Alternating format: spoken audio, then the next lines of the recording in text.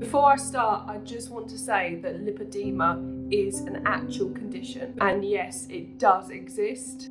So lipedema is a fat storage disease that affects about 11% of the female population, and that's 370 million women worldwide. It was defined in 1940, but still most doctors don't know about it, most people don't know about it, but things are beginning to change. Hi, I'm Beth Rylersdam, better known as Curvy Girl Beth. Hi everyone. My name is Gina Jean, also known as Thighs by Gina, and I have lipedema. My name is Dr. David Amron. I'm the founder and the medical director of the Roxbury Institute in Beverly Hills, California. My practice specializes in the diagnosis and treatment of lipedema patients. I've been involved with lipedema for over 20 years. I've done over 3,000 surgeries on lipedema patients. Lipedema, it's a chronic condition and it's an abnormal buildup of fat cells on your thighs especially, and it can also affect your arms. I think like most women who have lipedema or are looking for an answer to what they have, at the beginning you really don't feel supported. You go to places and they tell you all sorts of conflicting answers. They might misdiagnose you with something else. They might even make you feel like you're just lazy and there's something wrong with you. So it's very demotivating and can really hurt your self-esteem. Are you sure you're just not really overweight? No, never heard of it. You're just making excuses. I've never heard of it, so it must not exist. You know, you would be so beautiful if you just lost a bit more weight. People assume that I'm just fat, that I'm obese. They don't know what's going on with my life. So it's this pressure, like always explaining what's going on with myself. Yes, these are based on actual comments that have been said to me. Lipedema is a disease that affects primarily the lower legs and is more commonly found in women. Sadly, it mainly does affect women. It's generally where an accumulation of diseased fat affects the lower half of the body from the belly button down, the waist down, sometimes in the arms as well. In simple terms, it's where fluid remains within the fat cells and can block your circulation, can cause you heavy legs, severe swelling, lots of pain, bruising, and can actually decrease your mobility later in life if you don't take certain steps or change your lifestyle to help live with lipedema. So there are 4 stages of lipedema, 1 through 4, with 1 being the mildest and 4 being the most advanced form of lipedema. But there are also several different types of lipedema. In the common type, there's a circumferential distribution of the fat around the entire leg from the groin area down to the ankle area all the way around. In that pattern, the upper arms are almost always involved. And some people also have additional involvement of the upper buttock area called the pelvic girdle as it swings around. And many patients may not have a column-like look to the legs, but more of a triangulated look from the groin area down to the ankle area. So I heard about lipedema actually through a physical therapist that I was seeing for a concussion, and she, as part of her intake, she was asking me about my body. Was it always shaped this way? So about a year and a half ago, I had never really heard of lipedema. It was completely non-existent to me. I'm really inspired by a lot of influencers on Instagram that do give me that encouragement and that drive to just keep going and accept my body, accept who I am, and say it's okay to look the way I do and be beautiful and be sexy. I first heard about it on social media. I heard about it on Instagram. A few people commented on my pictures saying that I may have this condition, and I also received a few messages from ladies mentioning about it. At the beginning I had no clue what is it about. Once I started researching it, I was almost 100% sure that I have it. I first found out about lipedema by browsing Instagram. I had tried every diet under the sun. I'd been to doctors, nutritionists, health specialists, and all had told me just to kind of eat less, move more, and maybe get more sporty in the gym. However, after many failed attempts, I knew that something was wrong, as I could not lose weight on my lower legs at all.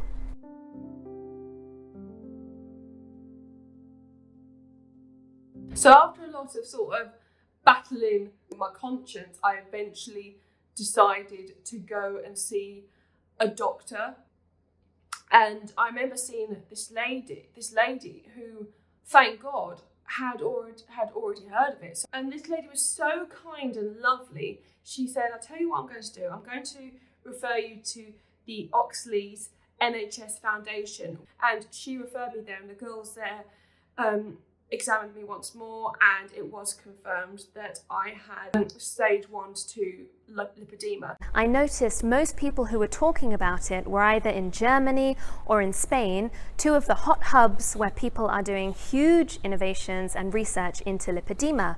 And that is how I stumbled across my doctor, who I arranged a consultation with in person in Madrid, and whom I flew to from Middle East to have a diagnosis. Very shortly after, I was diagnosed with very early stage 2 lipedema, which meant that I could book myself in for a surgery, which is one option if you have lipedema, or try preventative measures to stop it progressing, such as wearing flat knit compression, changing your diet, and changing your lifestyle. I have been diagnosed at St. George's Hospital. I had to wait about 6 months for my appointment. Prior to that, I went to my GP. By the time I went to my GP, I had all the details about this condition, so I've asked to be referred to a clinic to get a proper diagnosis. So I live in Los Angeles, and I am lucky because one of the foremost experts, Dr. Emily Eicher, is here. So I sought out her opinion for lipedema, and she did confirm that I do have lipedema. I have to admit that it's not easy to live with this condition, especially because my body looks different compared to how other people look. So it's a funny one, because when I was between probably the ages of 13 to 17, it did have a bad effect on me in terms of confidence, wanted to feel attractive in front of guys. Apart from that, also the struggles with finding clothes that fit my body type. For years and years and years, I really went through so many fashion crazes of finding, outfits, that suit my shape and whatnot. For me, mine started when I was in my teenage years, and I noticed as you hit puberty, the first big hormonal change, that my legs were not the same as everybody else's, despite me being very active. I would cancel dinner plans, I might not want to go out with friends, my legs would hurt after walking around shopping, and it became a real inconvenience to someone who was young and healthy that I couldn't do simple activities that my friends could do because I would complain that my legs were so heavy. The lipedema fat is so heavy that it really feels like you're kind of dragging around columns of cement all the time. Most importantly, it can affect your confidence, and you can have extremely low self-esteem from it. I have found ways to manage it through clean eating and exercise. First of all, I have a vibration plate. It just basically shakes your body, and it helps get the lymph nodes flowing around your leg, particularly your thighs, your bum and your calves. If you do it daily, you'll see that it could have a tremendous effect. I've been using mine for nearly a week now, and I've seen some really big changes. My legs don't look as lumpy or bumpy anymore, and it's been the best discovery ever. After I've been diagnosed with my condition, I started to read quite a lot about it and get in contact with people who know more. So I've been in contact with the charity Talk Lipedema, and especially with my therapist, Karen Windsor. So I'm doing weekly therapy sessions with her. I'm doing reflexology. And also I'm trying to keep my diet under control. Another thing I've been doing is dry body brushing. Also, one thing I have been doing is I have been avoiding eating gluten and stodgy foods. I've also started researching a bit on surgery and to see all the options that I have. Last year I went to LA. I met Dr. Amron, and I've also assisted one of the surgeries. Now that I've had the 2 surgeries, of course my symptoms are much less. The swelling, the pain, the heaviness, a lot of that, I won't give an exact number, but around 80 to 90% of that is gone.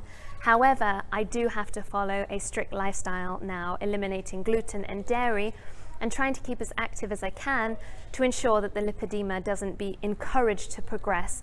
There's no real facts of whether it comes back or doesn't come back, but just being mindful that this is something you have to live with and work with, and it doesn't just disappear overnight. I do think that I feel supported because of the relationships that I've developed with other lipedema women who have had the condition, and by going to different conferences have really helped me to get information from other experts. Of course, Instagram has been a brilliant way to communicate with a lot of women with lipedema, and it's been a nice way to reach out for advice and comment, to talk to each other and say, oh, what method do you use? Oh, I never knew you could do that. Instagram, of all places, has become a huge support network, and from discovering lipedema on Instagram and finding other women, I feel massively supported. I remember I was on Instagram and I came across this lady called Iona Chira, also predominantly known as Iona Fit, but she is one of the biggest pioneers and advocates raising lipedema awareness. When it comes to the support, I have to admit that from the lipedema community I have quite a lot of support. However, in my day-to-day life, people who don't know about this condition, they cannot offer any support, and at times I just feel judged, and that's where the struggle comes from, because people who don't know what this is, they just believe I'm simply fat, and that's it.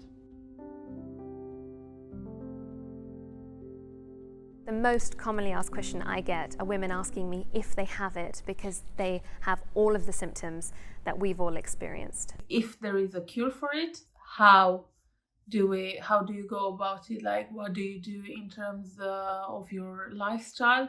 And another question is how bad it will get. So people want to know how is this going to affect me on long term. Two things that I've been asked the most about my condition.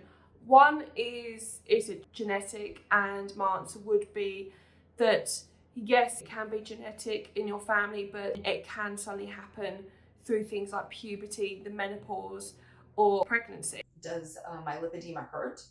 I think that's probably the biggest question. But the one thing I have been asked the most about my lipedema is, have you thought about having surgery? And yes, I have, many, many times. And I was close. I have got to that point in my life where I actually comfortable with my body.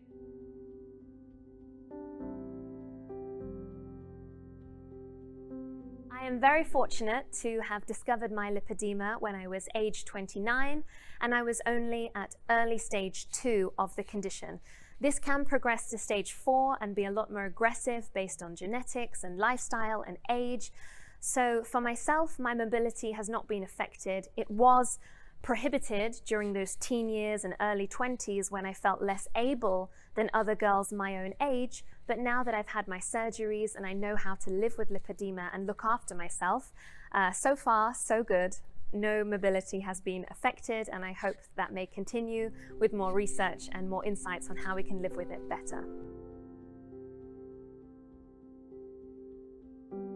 I do not have other diagnoses associated with lipedema. I know that a lot of people have a combination of lipolymphedema, but that's not my case. So I've only been diagnosed with lipedema. As far as other diagnoses go associated with lipedema, I am on the spectrum of Ehlers-Danlos, as well as I do have sleep apnea at the moment, which is also often correlated with lipedema. And lastly, no, I don't have any other conditions associated with lipedema.